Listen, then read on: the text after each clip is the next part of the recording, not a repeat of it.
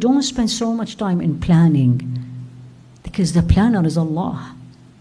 You just have to purify your niyyah, and this is for you to learn. Number one, you need to purify your intention and keep it pure for Allah with all the ups and downs that comes.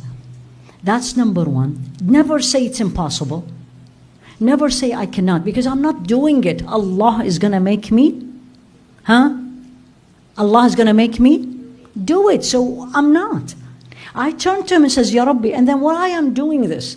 I'm doing it to spread his knowledge, to spread the knowledge about him, to educate mothers, women, half of the society. And then they all looked at me and says, how many people you think will register?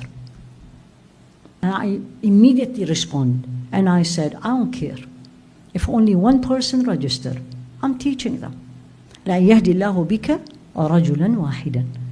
That's hadith of Rasul alayhi salatu wasalam. If Allah will guide one person through you, you will have more value than if you had a herd of red camels. So I want you all, from what I just shared with you, don't say it's impossible.